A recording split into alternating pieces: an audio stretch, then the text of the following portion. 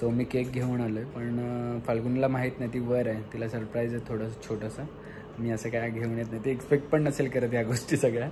आणि पण तिला कळेल, ती आता किचनमध्ये येईल तेव्हा फ्रीज ओपन करेल तेव्हा तिला कळेल की काय केक आणला आहे. आणि म्हणून तो बघूया आता काय रिॲक्शन आहेत तिचे त्याच्यावर.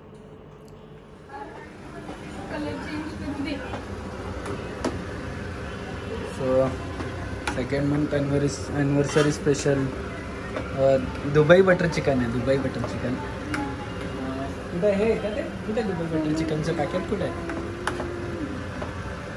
दुबई बटर चिकन याच्यासाठी बोलतोय कारण की आम्ही दुबईवरून आमच्या रचनासारखं फ्रीज अजिबात ऑर्गनाईज नाही आहे. केक पण रेडी आहे.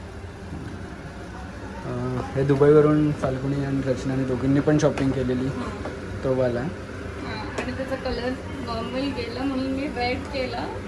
का रेड कलर नाही आहे का? नाही, तो रेडचं वेगळंच झाले, पिंक सॉस झाले. ठीक आहे ना, टेस्ट कशी आता चेक करायला लागेल एकदा. पण ठीक आहे, आता बघूया ट्राय करून. बटर चिकन पण आहे आणि याच्यात काय? त्यात चिकन ग्रेव्ही आहे, तुझं फ्राय. अच्छा, फ्राय लिव्हर पेटा फ्राय. खूप सारं आज फुल मेन्यू आहे. ठीक आहे, बघत राहा आता काय काय खायचं आहे.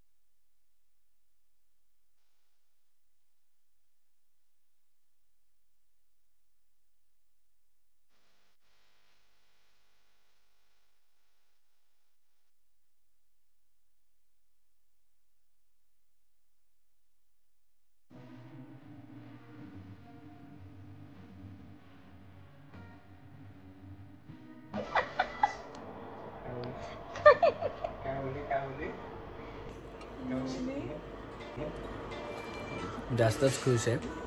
केक आणला तर तिला वाटलं नव्हतं मी आणला. वाटलेलं का? लॉकडाऊन आहे ना म्हणून नव्हतं.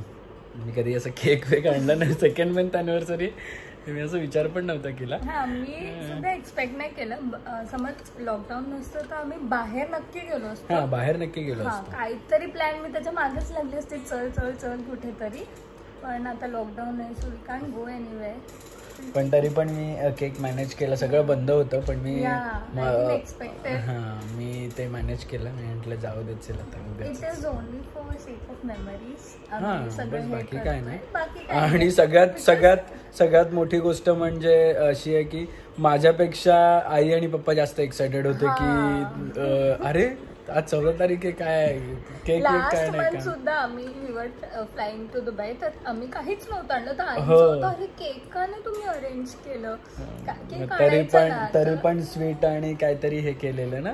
हा, सो ते लास्ट टाइम काय नव्हतं, मग दिस टाइम प्लॅन झालं. लॉकडाऊन नसतं तर नक्कीच. हो, आम्ही नक्कीच कुठेतरी गेलो असतो फटकायला नक्कीच. आणि हे जस्ट मेमरीजसाठी, बिकॉज नेक्स्ट जे पण मंथ येतील डेफिनेटली. आम्ही जेव्हा डेट करत होतो तेव्हा सुद्धा, आता जस्ट आठवण आली म्हणून सांगते, डेट करत होतो तर एव्हरी मंथ आम्ही सेलिब्रेट केले हे ना. हो हो, एव्हरी मंथ सेलिब्रेट केले. मला एव्हरी मंथ अभि न विसरता बाहेर नाही पण एक गिफ्ट तरी द्यायचं. आणि ही नोस गिफ्ट मध्ये मला क्लोथ्स मिळायचे, ते मला सर्वात आवडतात म्हणून ते कपडे मिळायचे. So every month he use to make sure काहीतरी गिफ्ट. असं गिफ्ट असं काही नाही, पण एक मेमरीसाठी आवड आहे म्हणून ती शॉपिंग होऊन जायची. आणि आम्हाला जेवढे देऊ तेवढे कमी आहेत कपडे. म्हणजे रोज जरी दिले ना, 365 days मध्ये रोज जरी 4 कपडे दिले ना तरी ते कमी पडतील आम्हाला. आणि ते तरी पण आमच्याकडे कपडे नसतात. कुठे बाहेर जायचं असं कपडे नसतात घालायला. हे काही नवीन नाहीये, सगळ्या मुलींचंच आहे. सगळ्यांचंच आहे.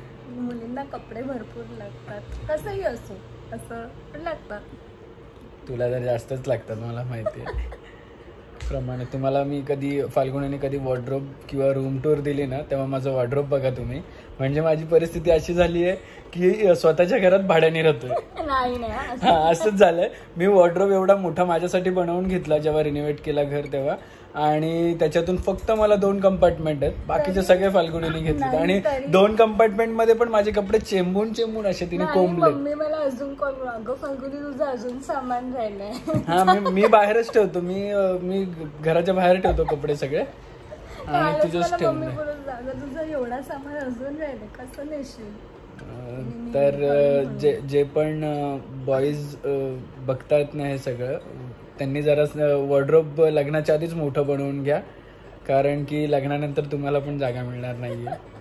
आणि किती कपडे घेतले तरी यांच्याकडे कपडे नसतात, हे पण एवढं एक लक्षात ठेवा. आणि नाही, माझं एक आहे की मी बारीक नाही होत, जाडी नाही होत, मला कपडे. हा एक आहे की कॉन्स्टंट, तिला असं नाही की नाही होत किंवा म्हणजे एकदम झाली तर मी लगेच बारीक होते, तर मला जुने कपडे मस्तपैकी एकदम प्रॉपर होतात, म्हणून त्याचा पण प्रॉब्लेम नाहीये की जाडी झाली चला देऊन टाकू जुने कोणाला. म्हणून चान्स प्रत्येक कपड्याचा येतो.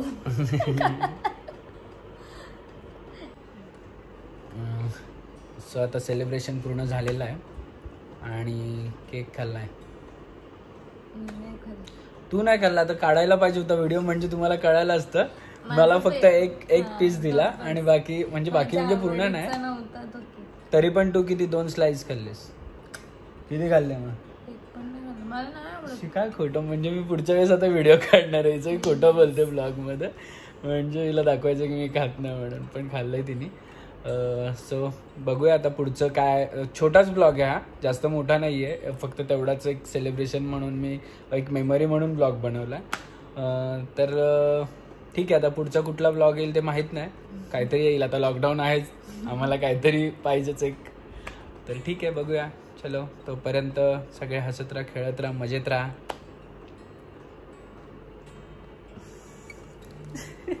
लाजते. नाही, ओके, बाय.